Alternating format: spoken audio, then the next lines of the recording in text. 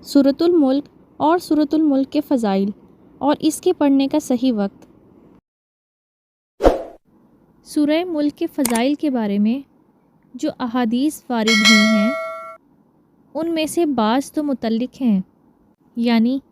کسی خاص وقت کی قید نہیں ہے، جبکہ بعض احادیث میں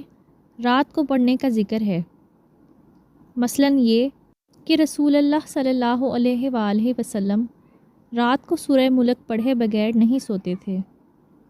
لہٰذا رات کو پڑھنے کی صورت میں دونوں طرح کی احادیث پر عمل ہو جائے گا۔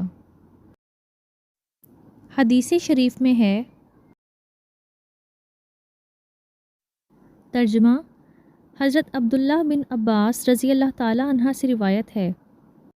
کہ رسول اللہ صلی اللہ علیہ وآلہ وسلم کے ایک صحابی نے ایک قبر پر خیمہ لگایا اور ان کو یہ پتہ نہ تھا کہ یہ قبر ہے۔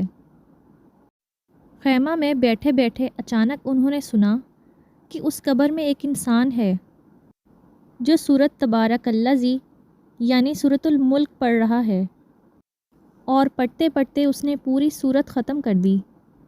یہ واقعہ انہوں نے حضرت رسول صلی اللہ علیہ وآلہ وسلم کی خدمت میں عرض کیا تو آپ نے فرمایا کہ یہ سورت عذاب روکنے والی ہے، یہ سورت عذاب سے نجات دینے والی ہے، اس لیے اس کو قبر کے عذاب سے بچا رہی ہے۔ یعنی حضرت ابو ہریرہ رضی اللہ تعالیٰ عنہ سے روایت ہے کہ رسول اللہ صلی اللہ علیہ وآلہ وسلم نے فرمایا کہ بلا شبہ قرآن میں ایک سورت ہے جس کی 30 آیتیں ہیں، اس نے ایک شخص کی سفارش کی یہاں تک کہ وہ بخش دیا گیا، پھر فرمایا کہ وہ سورت سورۃ الملک ہے۔ حضرت جابر رضی اللہ تعالیٰ عنہ سے روایت ہے کہ نبی کریم صلی اللہ علیہ وآلہ وسلم سورہ سجدہ اور سورہ ملک پڑھے بغیر نہیں سوتے تھے۔ جو شخص ان احادیث میں وارد اور فضیلت پانا چاہتا ہے تو وہ سورت پڑھے اور سنے بھی،